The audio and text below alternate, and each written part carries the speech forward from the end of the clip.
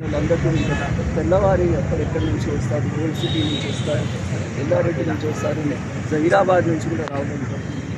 అలాగా ఆ వంట ఈరోజు కూడా ఇన్నేళ్ళు అయిపోయింది, 90 ఏళ్ళు మన ఎదురు వెళ్ళిపోవడం జరిగిన ఆమెను గుర్తుపెట్టుకొని ఆ అభిమాని ఇంకా ఉన్నారనేది ఆమె గొప్ప పదాలు చాటి చెప్తుంది. మరి ఆమె పోయిన తర్వాత నా విగ్రహం 2006 వరకు కొంచెం టైం అయింది మాకు. అండ్ విజయభాస్కర్ రెడ్డి గారు ఉన్నప్పుడు నేను అక్కడ ఉన్నటువంటి సర్కిల్ అడిగాను గణేష్ గంగా. అప్పుడు ఆయన కర్ణాటకలో ఆఫీసర్స్ చెప్పారు అక్కడ ఫ్లైఓవర్స్ వస్తున్నాయి అని చెప్పి.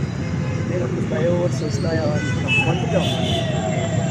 అలాగే నాకు అడ్వైస్ ఇచ్చారు. ఇక్కడ చాలా చిన్న సర్కిల్ ఉండేది, అయినా పర్వాలేదు తన ఇన్స్టిట్యూషన్స్కి దగ్గరగా ఉంది, తన హాస్పిటల్స్కి నర్సింగ్ కాలేజ్కి పర్వాలేదని ఒప్పుకోవడం జరిగింది. కానీ ఈరోజు ఇంత పెద్ద సర్కిల్, అంత అందంగా తయారైనటువంటి సర్కిల్ చూసి నేనే చాలా సంతోషిస్తాను. నాకైతే రోజు ఒక ప్రదక్షిణ అయిపోతుంది రాత్రి. మరి ఆమె భర్తను కోల్పోయి ఒక కూతురు చిన్న పిల్లల్ని తీసుకొని మళ్ళా తల్లిదండ్రుల దగ్గర వాళ్ళు ఆమెను చూసుకుంటామని చెప్పి రమ్మంటే వచ్చేసారు. పూనాలో పెళ్ళయింది. వాళ్ళు కూడా ఎస్సీలే ఫాదర్ సైడ్, కానీ వాళ్ళ ఫ్యామిలీ అంతా ఆర్మీలో ఉండి పూనాలో సెటిల్ అయినారు. సో అమ్మ అనర్గళంగా మరి మరాఠీ కూడా మాట్లాడుతుంది. నేను వినేదాన్ని.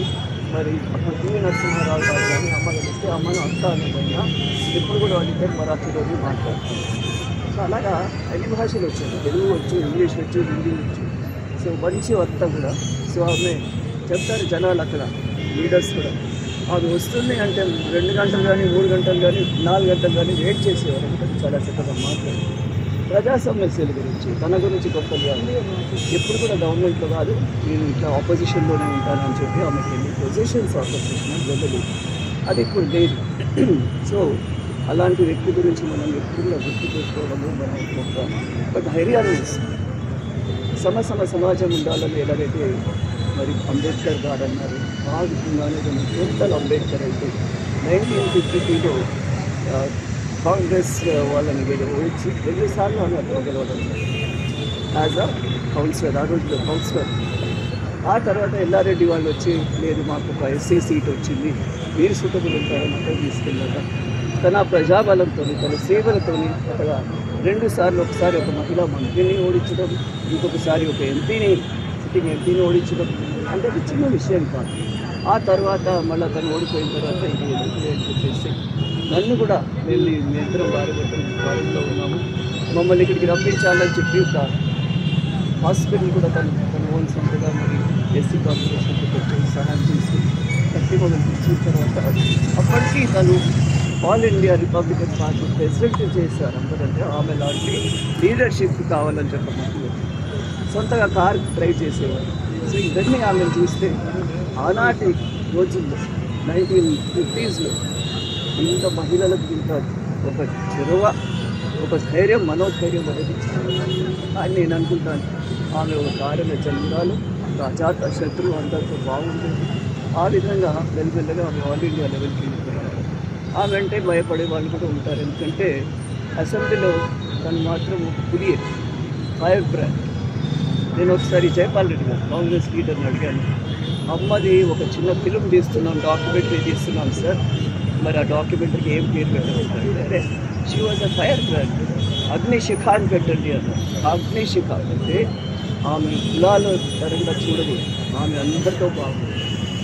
కానీ ఒకవేళ ఎవరు మీకు ఎగిరారు అసెంబ్లీలో అంటే ఆ కారణం కూడా ఒక చాలా ప్రత్యేకమైన బలమైనటువంటి కారణం. సో ఇలా వెళ్తూ ఆమె గురించి చెప్పాలంటే ఇప్పుడు 107 ఇది కూడా గవర్నమెంట్ చేస్తుంది. గవర్నమెంట్ అప్పుడు చేసింది, ఇప్పుడు కూడా చేసింది.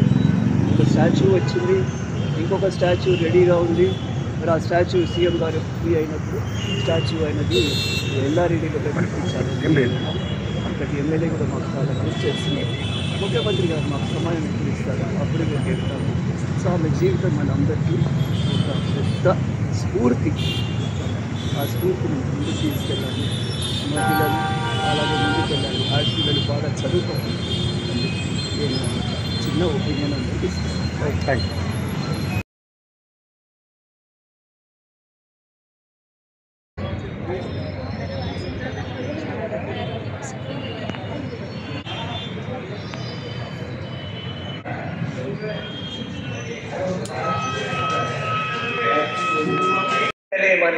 ఎందుకంటే మన కంటోన్మెంట్ ఎమ్మెల్యే, మన సికింద్రాబాద్ ఎమ్మెల్యే, మనం అందరం కూడా ఓటేసి గెలిపించినటువంటి ఎమ్మెల్యే కాబట్టి చక్కగా చెప్పచ్చు కట్టి ఆయన కూడా మీరు అందరూ కృతజ్ఞతలు చెప్పాలా.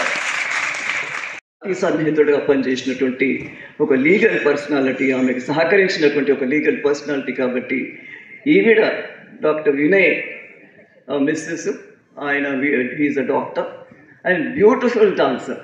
ఇలాంటి డాన్సర్స్ని ఇలాంటి ఆర్టిస్టులు మనం చూడము. ఐఎమ్ రిక్వెస్టింగ్ నువ్వు ఎప్పుడైనా ప్రోగ్రామ్స్ పెట్టి నన్ను పిలువమ్మా, నేను వెయిట్ చేస్తున్నాను. అలైఖ్య గారిని కూడా మనం స్వాగతిద్దాం మనస్ఫూర్తిగా. అలాగే తప్పకుండా వచ్చి 100% అటెండెన్స్ వేసిందంటే మా విజయ, మా పీజేఆర్ కూతురు. PJR was a big legend himself, a labour leader. ఆయన కూతురు ఎన్ని సంవత్సరాల నుంచి తను వస్తుంది తెలుసా?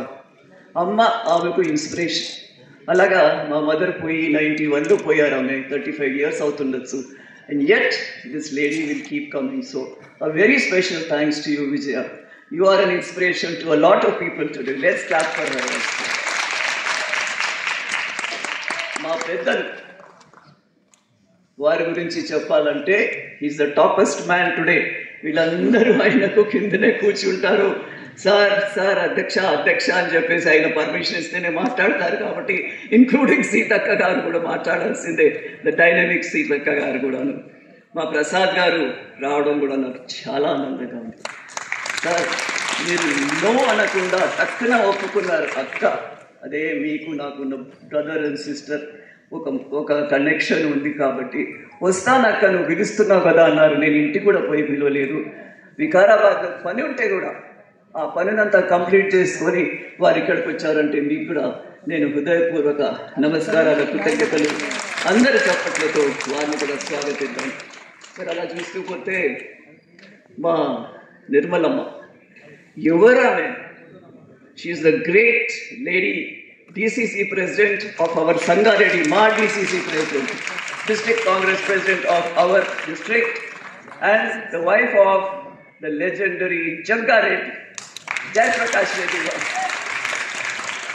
ఆయన డిసైడ్ చేసుకున్నారు ఇప్పుడు ఆమె నెక్స్ట్ ఎమ్మెల్యే అని చెప్పేసి. So we might see her as an MLA in the next elections. All the best to you, అమ్మ. సో ఇంకా అలా చూస్తూ పోతే ఇక్కడ అమ్మకు పరమ శిష్యుడు, మొదటి శిష్యుడు. అమ్మ 60th సెలబ్రేషన్ కూడా వారే చేశారు నిజాం కాలేజ్ గ్రౌండ్స్లో గుర్తుపెట్టుకుని. అప్పుడు మన గవర్నర్ కుముద్బెన్ జోషిని చీఫ్ గెస్ట్గా కూడా పిలిచినటువంటి వ్యక్తి. ఒక్కసారి నిలబడి సార్ జేబీ రాజు గారు అమ్మతో ఎక్కడికైనా ప్రోగ్రాంలలో వెళ్ళేవారు. అలాగే మరి పక్కన కూర్చున్నటువంటి లింగస్వామి నిలబడి, is a professor from Osmania, మంచి వక్త, మంచిగా ఆర్టికల్స్ రాస్తారు. ఈసారి కూడా మీరు ఆంధ్రజ్యోతిలో చూడండి, తప్పనిసరిగా ఏ పేపర్కైనా మేము ఆయన ఆర్టికల్ పంపితే వాళ్ళు యాక్సెప్ట్ చేస్తారు, రాస్తారు కూడా. ఆంధ్రజ్యోతిలో ఉంది, మీరు అందరూ చూస్తే తెలుస్తుంది what his quality is. So ఇలాంటి వాళ్ళు ఇవాళ రావడము, మా మంత్రులందరూ సారీ కూడా చెప్పడం జరిగింది నాకు ఫోన్లో. మొట్టమొదటిగా ఈరోజు మన సీఎం గారు బిజీ, ఈయన మక్తల్లో అటు ఉన్నారు, అంత తిరుగుతూ ఉన్నారు, కరీంనగర్ అవి ఇవి. ఇప్పుడు బట్టి విక్రమార్క గారు నాకు ఫోన్ చేసి వస్తామన్నారు. వాళ్ళ కొడుకు ఎంగేజ్మెంట్కి నేను వెళ్తే పరిచయం ఉన్న వాళ్ళ బ్రదర్స్ ఉన్నప్పటి నుంచి, పెద్దయిన ఉన్నప్పటి నుంచి, ఇంకా of course family is known to us. వస్తానమ్మా అన్నారు. కానీ సడన్గా వారికి కూడా ఇన్స్ట్రక్షన్స్, ఖమ్మంకి వెళ్ళాలా, మదిరాలో చూసుకోవాలా, ఆ పనులు చేయాలని చెప్పేసి ఆయనకు కూడా రానికి కాలేదు. చాలా బాధతో నాకు ఫోన్ చేసి, మ్యామ్ నేను రాలేకపోతున్నాను, మరి ఎలా చేద్దాము అంటే, నేను గవర్నమెంట్లో ఉన్నాను, 4 సార్లు మంత్రి ఉన్నాను, నాకు కూడా ఇవన్నీ అర్థమవుతాయి. మరి ఒక మెసేజ్ పంపించారు. ఆ మెసేజ్ నేను ఇప్పుడు Sujatha the compere will read it for you, please listen అని ఏం రాశారు. ఫస్ట్ స్పీచే అనుకోండి దాన్ని. Thank you. I will come back to my mother later. మంచిగా thank you so much ma'am. ఈరోజు ఇంత పెద్ద కార్యక్రమానికి deputy chief minister finance and planning energy Bhatti Vikramarka Mallu సార్కి సంబంధించినటువంటి మెసేజ్ని నేను మీ అందరికీ వినిపిస్తున్నాను. సార్ మాటల్లో, ధీరవనిత ప్రజా సేవకు జీవితాన్ని అంకితం చేసిన ఆదర్శ నాయకురాలు శ్రీమతి జె ఈశ్వరీబాయి గారి 107వ జయంతి సందర్భంగా వారికి శ్రద్ధాంజలి ఘటిస్తున్నాను. సీతాఫల్ మండి వార్డు సభ్యురాలిగా ప్రజాసేవలో అడుగుపెట్టి గీతా విద్యా సంస్థల స్థాపకురాలిగా అక్షరదీపాన్ని వెలిగించిన ఈశ్వరీబాయి గారు తన కృషితో వేలాది మంది విద్యార్థి జీవితాలకు దారి చూపించారు, అక్షర జ్యోతులు వెలిగించారు. దళిత ఉద్యమం పట్ల ఆమెకున్న అచంచలమైన నిబద్ధత, అంబేద్కర్ ఆలోచనలపై ఆమె విశ్వాసం సామాజిక న్యాయాన్ని, సమానత్వాన్ని స్థిరపరచడంలో ప్రేరణగా నిలిచాయి. నిజామాబాద్ జిల్లా ఎల్లారెడ్డి నియోజకవర్గానికి 2 సార్లు ఎమ్మెల్యేగా సేవలందించి తన ప్రజా ప్రతినిధి ధర్మాన్ని అత్యంత నిజాయితీగా నిర్వర్తించారు. అనగారిన వర్గాల గొంతుకై నిలిచారు. వినోద్ గారు, వివేక్ గారు ఇప్పుడు ఎమ్మెల్యేగా ఉన్నారు పెద్దపల్లి నుంచి. అక్కడి నుంచి మన కొరకు రావడం అంటే అది చిన్న విషయం కాదు. Again I like to thank you very much. Seethakka గారు ములుగు నుంచి రావడం సంతోషం, వికారాబాద్ నుంచి వీరు రావడం సంతోషం. అమ్మ చాలా సంతోషించుంటారు, ఆమె ఆత్మ ఈరోజు చాలా సంపూర్ణంగా సంతోషించుంటుంది. ఐ రిక్వెస్ట్ విజయారెడ్డి, ఎందుకంటే స్పీకర్స్ కొద్దిగా మాట్లాడితే అందరికీ మాట్లాడడానికి ఛాన్స్ ఉంటుంది. Thank you very much. Vijaya Reddy, corporator Khairatabad, please clap for her.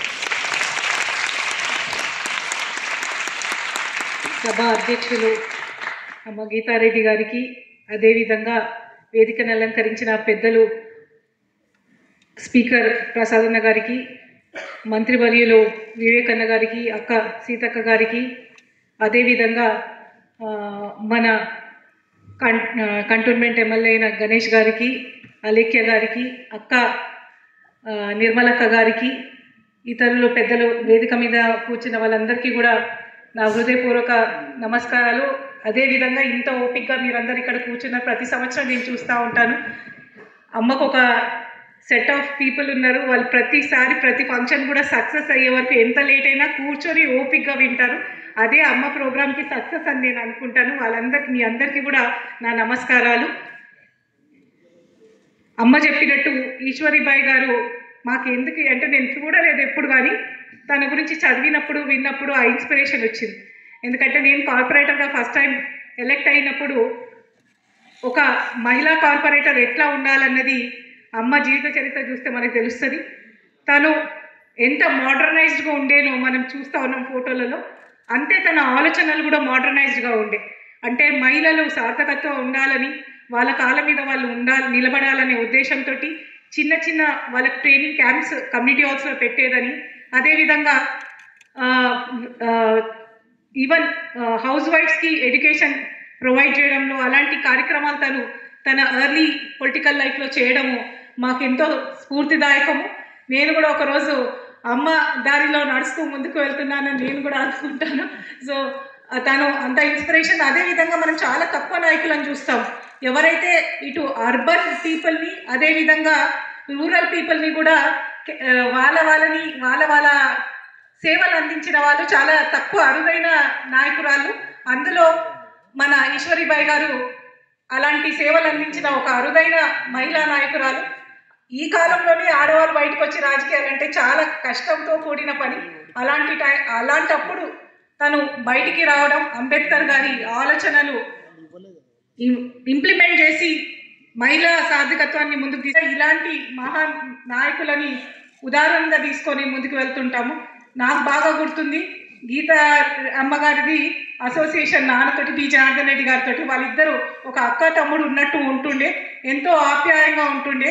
ఆ ఆప్యాయత, ఆ అనుబంధం, అమ్మ ఆశీర్వాదం ఎప్పటికీ నాకు ఉంటుంది. తను ఎప్పుడు ఫోన్ చేసి ఈ ప్రోగ్రామ్కి నువ్వు రావాలని చెప్తారు.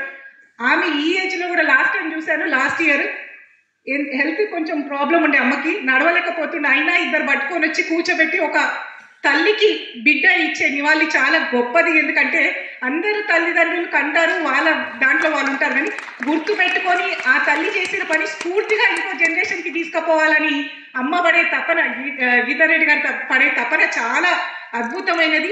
అమ్మ మీరు పుట్టి అమ్మకే కాదు మా అందరికీ కూడా ఒక ఇన్స్పిరేషన్ అందిస్తున్నారు. సో ఇదంతా మాకు కూడా అసెట్, మీ ఒక్కరికే కాదు ఈశ్వరీబాయి గారి ట్రస్ట్ మా అందరికీ కూడా ఒక అసెట్ లాంటిది.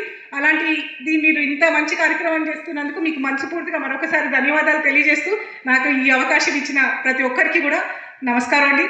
అదేవిధంగా మా డాక్టర్ గారు అమ్మ ఎంత ఓపిక ఉంటుందో అంకుల్ కూడా అంతసేపు అక్కడే ఓపికగా కూర్చొని చూస్తూ ఉంటారు. ఎందులో ఇన్వాల్వ్ గారు వచ్చిన వాళ్ళకి అక్కడి నుంచి దండం పెట్టి వెళ్తుంటారు. లేకపోతే ఇవాళ రేపు భార్యలు రాజకీయాల్లో ఉంటే భర్తలు చాలా మంది ఇన్వాల్వ్ అవుతారు. నేను ఎప్పుడు కూడా చూస్తాను అంకుల్ ఎప్పుడు అక్కడే కూర్చుంటారు, ముందుకు రారు. అది చాలా ఆయన హుందాతనాన్ని తెలియజేస్తుంది ఆయన కూడా. ఎందుకంటే ఇంట్లో మనకు ఈనాటి ఇంత చక్కటి కార్యక్రమాన్ని నిర్వహించి మనందరినీ నడిపిస్తున్నటువంటి మా గీతారెడ్డి గారికి, ఎందుకంటే వారు మా కుటుంబానికి చాలా సన్నిహితులు, ఆత్మీయురాలు. వారు నా గురించి ఎన్నో మంచి మాటలు చెప్పారు, వారికి నా ధన్యవాదాలు. అలాగే వేదికను అలంకరించినటువంటి ప్రసాద్ గారికి, వివేక్ గారు కూడా మా కుటుంబంలో ఒక సభ్యులు. తర్వాత నిర్మలక్క గారికి, విజయకి, గణేష్ గారికి, పెద్దలకు అందరికీ కూడా, వేదిక మీద ఉన్న పెద్దలందరికీ కూడా నా హృదయపూర్వక నమస్కారం.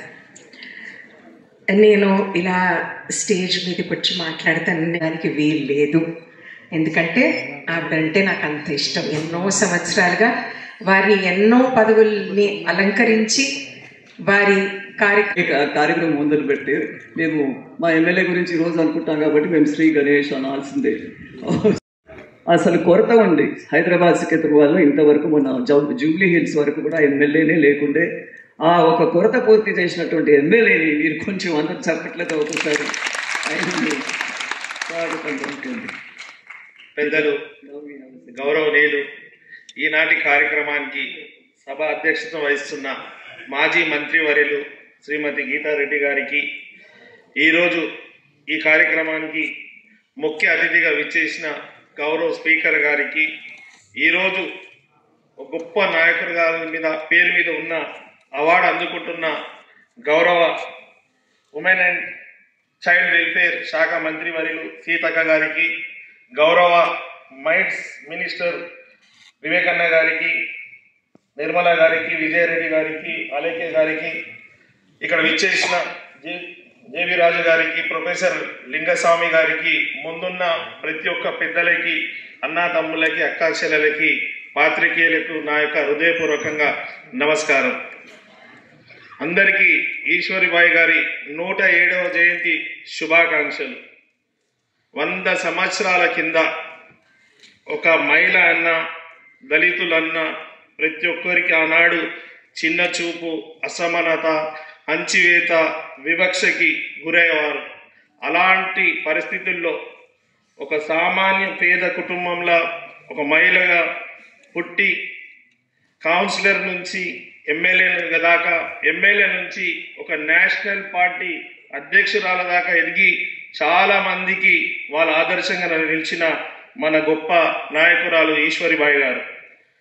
వారు చిన్ననాటినే వారి భర్తని కోల్పోయిన అధైర్యపడకుండా, ఎవరి మీద ఆధారపడకుండా తన సొంత కాళ్ళ మీద నిలబడాలని టీచర్గా పనిచేస్తూ, వారు ఆర్థికంగా వారే చూసుకున్న నుంచి వారే కాదు ఇతర మహిళలు కూడా బాగుండాలి, స్వతంత్రంగా జీవించాలని ఎంతో మందికి మహిళా సాధికారిక కార్యక్రమాలు ఏర్పాటు చేసి మహిళలని అభివృద్ధి బాటలో నడిపించారు.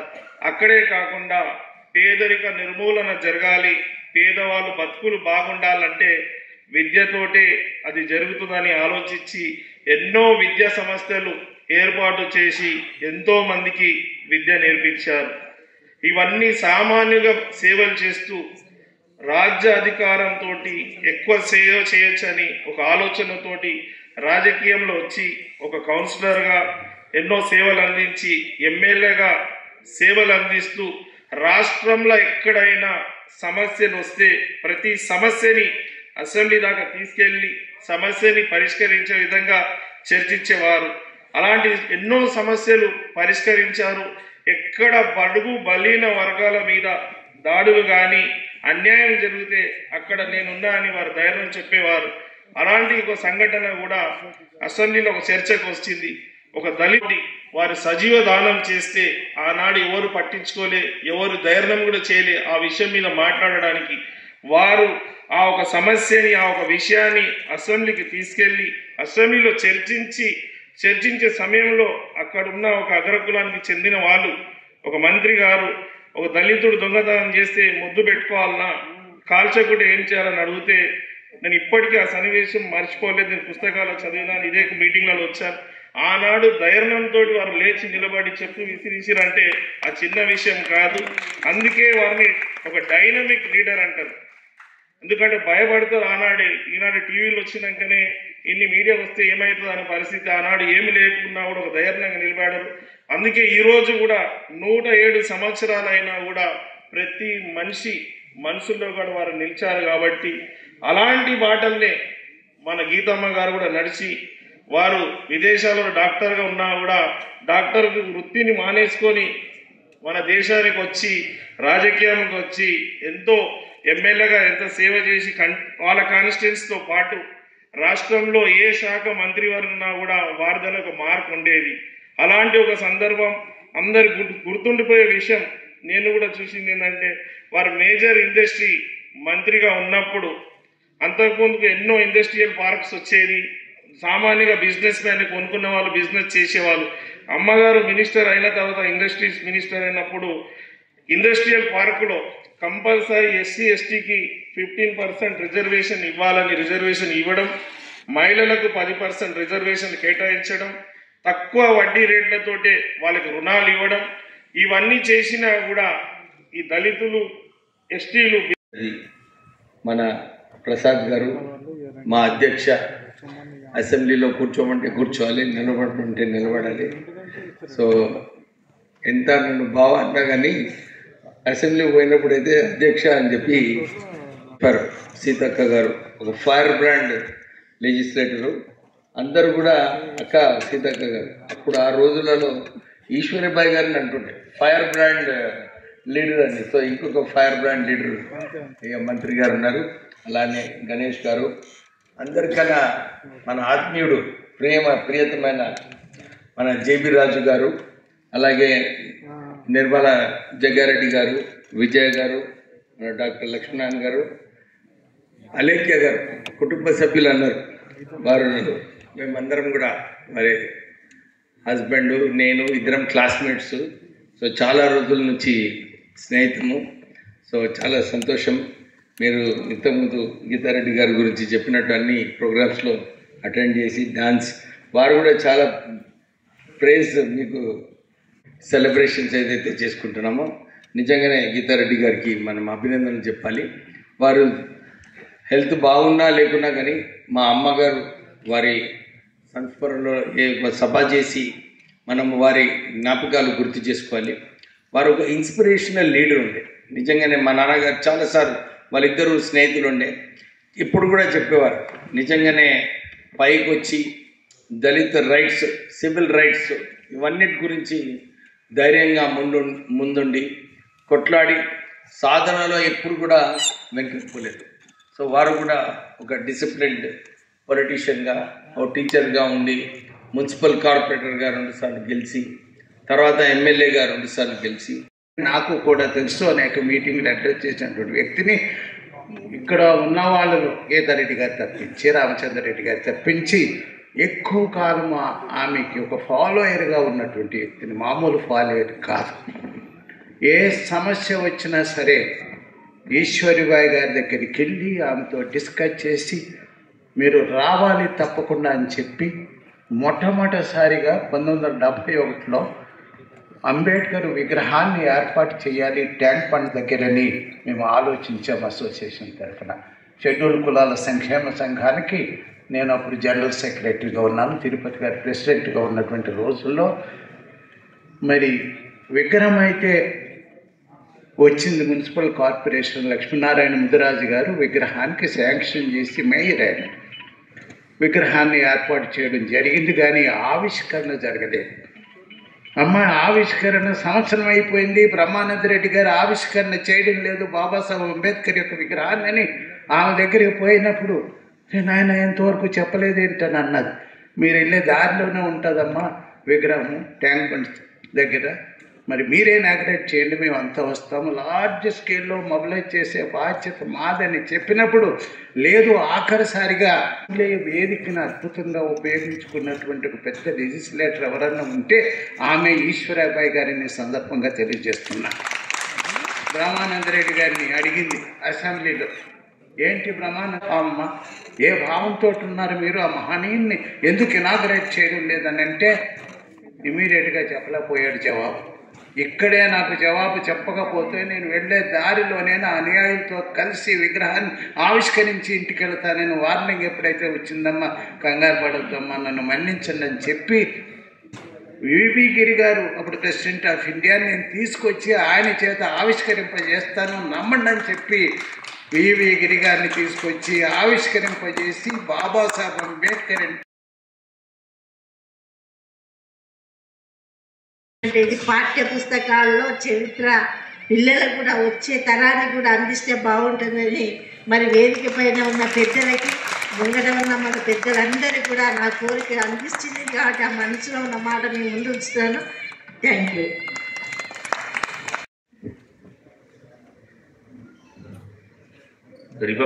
రిపబ్లికన్ పార్టీ నాయకురాలు, అంబేద్కర్ వాది, మాజీ శాసనసభ్యురాలు స్వర్గీయ జట్టి ఈశ్వరీబాయి గారి 107వ జయంతి సందర్భంగా వారికి నా ధన్యవాదాలు.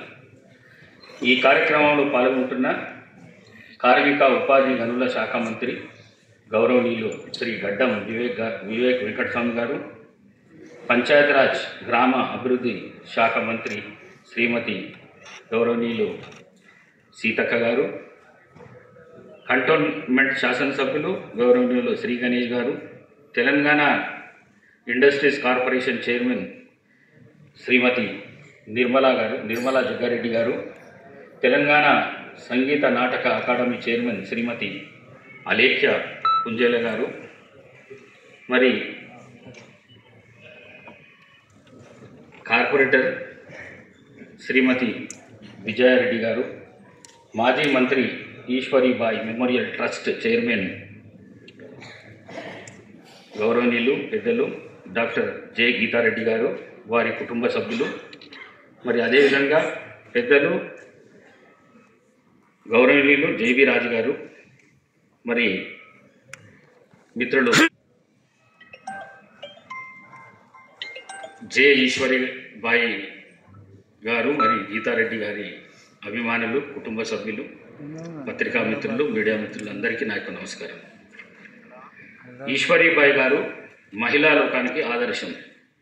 చిన్న వయసులోనే భర్తను కోల్పోయినా కుంగిపోకుండా చిన్న పాపతో శ్రీమతి ధనసరి అనసూయ సీతక్క గారు, పంచాయతీరాజ్ గ్రామీణాభివృద్ధి, గ్రామీణ నీటి సరఫరా మరియు మహిళా శిశు సంక్షేమ శాఖ మంత్రులు, వారికి కృతజ్ఞతల్ని తెలియజేస్తున్నాను.